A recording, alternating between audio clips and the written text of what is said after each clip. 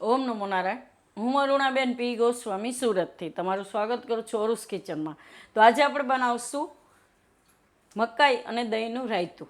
તો એના માટે આપણે આ 1 કપ જેટલું દહીં લીધું છે અને અડધો કપ મકાઈના દાણા લીધા છે બાફેલી, અને થોડાક લીલા ધાણા જોહે.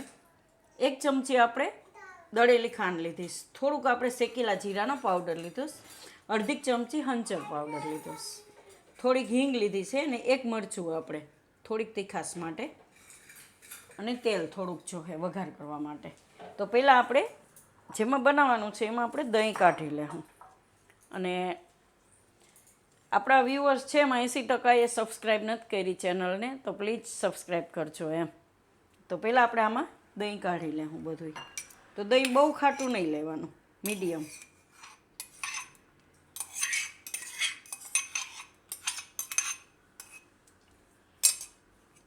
તો આમાં આપણે હવે દળેલી ખાંડ નાખી દેવું અને હંચર પાવડર, શેકેલું જીરું. આનાથી બહુ સરસ ટેસ્ટ આવે છે. તો આ બધું આપણે મિક્સ કરી લેવું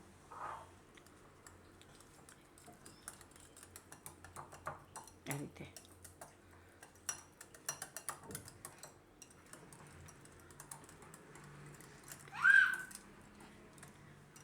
તો ઠંડુ ઠંડુ રાયતું ઉનાળામાં ખાવાની મજા આવે એમ.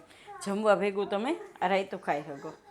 તો હવે આપણે આમાં મકાઈના દાણા નાખી દેવું. થોડાક ઉપર નાખીશું ગાર્નિશમાં. થોડાક લીલા ધાણા નાખીશું અને આ બધું આપણે મિક્સ કરી લેવું આ રીતે.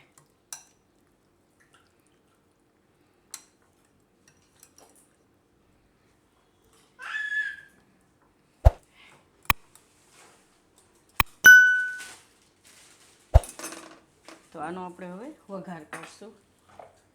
તો આ રીતે આપણે વઘારી લેવું. ગેસ ચાલુ કરીશું.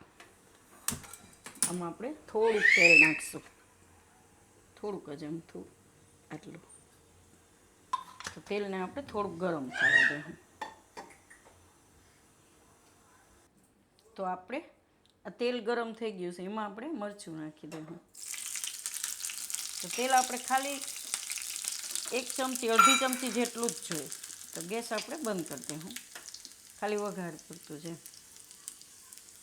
આમાં આપણે હિંગ નાખીશું અને વઘાર આપણે રાયતા ઉપર નાખી દેવું અને મિક્સ કરી લેવું. થોડીક તીખાશ માટે મરચું નાખ્યું આપણે.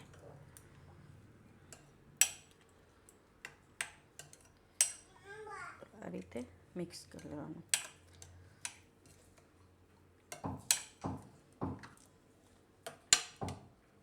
તો આને આપણે કાઢી લેવું આમાં.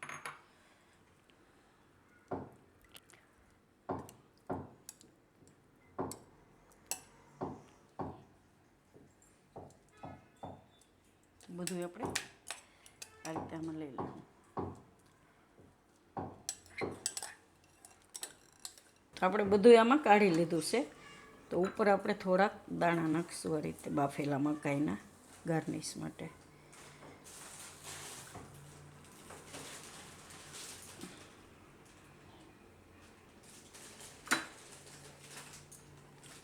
થોડાક લીલા ધાણા નાખીશું.